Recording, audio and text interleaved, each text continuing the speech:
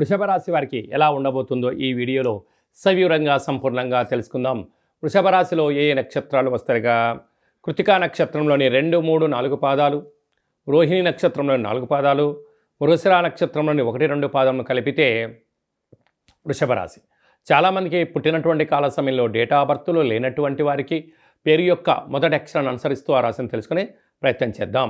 ఈ, ఉ, ఏ, ఓ, వా, వి, ఉ, వే, ఓ అక్షరాల వారందరూ కూడా వృషభ రాశి జాతకులే. వృషభ రాశి యొక్క అధిపతి శుక్ర భగవానుడు. మేషరాశిలో ఉండబడినటువంటి పరిస్థితి వారికి ఈ వృషభ రాశిలో ఉండబడినటువంటి వారందరికీ చాలా వైవిధ్యభరితమైన జీవన విధానం ఉంటుందని చెప్పి గుర్తుపెట్టుకోగలగాలి. వృషభ రాశిలోనే దేవగురు బృహస్పతి వక్రగమన సంచార స్థితిలో ఉండడం, వీడికి దృఢమైన శరీరం కలిగి నిత్య తేజోవంతమైన ఆనందకరమైనటువంటి జీవితాన్ని పొందేటువంటి వారిలో వృషభ రాశి వారు చాలా ముందు వరుసలో ఉంటారు. వీరికి చాలా సృజనాత్మకత చాలా అధికంగా ఉంటుంది. ఏదైనా ఒక పని చేయాలనుకున్నప్పుడు సంకల్పించుకున్నప్పుడు టయానికన్నా ఒక 10 నిమిషాల ముందర ఉండి సక్రమంగా నేర్చుకొని అద్భుతమైనటువంటి కార్యక్రమంలో నైపుణ్యత వృషభ రాశి వారి సొంతమని చెప్పి గమనించాలి. మీరు ఈ వీడియో చూస్తున్నారు అన్నట్లయితేనే మహాదేవుడికి అభిషేకం చేసే సమయం ఆసన్నమైంది అని చెప్పి మీరు గుర్తుపెట్టుకోగలగాలి. మహాదేవుడు సిద్ధంగా ఉన్నాడు. ఎందుకు?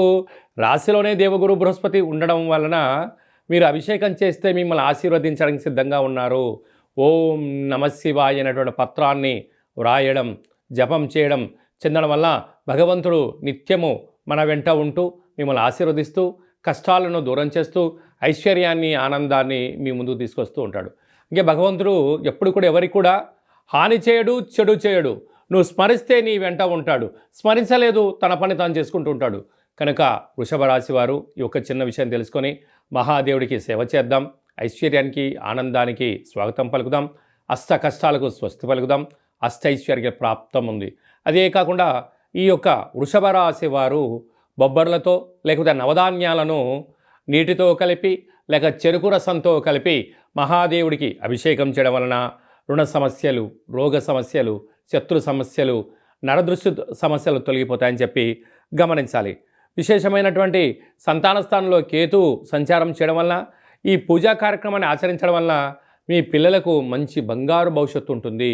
పిల్లలు విద్యలో, ఉద్యోగంలో, విదేశాల్లో స్థిరపడడానికి మీకు అభిషేకం ఎంతగానో ఉపయోగపడుతుందని చెప్పి గమనించగలగాలి.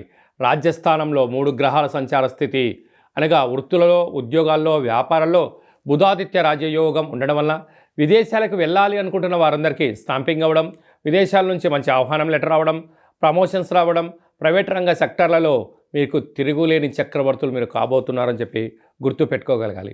ఏకాదశంలో రాహు సంచార స్థితి అన్నింటా విజయం, హార్డ్వర్కు, ధర్మ పరిపాలన, ఆధ్యాత్మికంగా ఉండడం, నిత్య సూర్య నమస్కారం చేయడం వలన వృషభ రాశి వారికి చాలా బంగారు భవిష్యత్తు రోజులు ఉంటాయి. హోటల్ వ్యాపారస్తులు, నీటి వ్యాపారస్తులు, చర్మ సందర్భమైనటువంటి బ్యూటీ పార్లర్సు, వ్యవసాయ సోదరీమణులు, సాఫ్ట్వేర్ ఉద్యోగస్తులు, హార్డ్వేర్ ఉద్యోగస్తులు, అలాగే వస్త్ర వ్యాపారాలు చేసేటువంటి, బంగారు ఆభరణ స్వర్ణకారిత వ్యాపారాలు చేసేటువంటి వారందరికీ కూడా ఇది చాలా శుభ పరిణామ సమయం అని చెప్పి గుర్తుపెట్టుకోగలగాలి.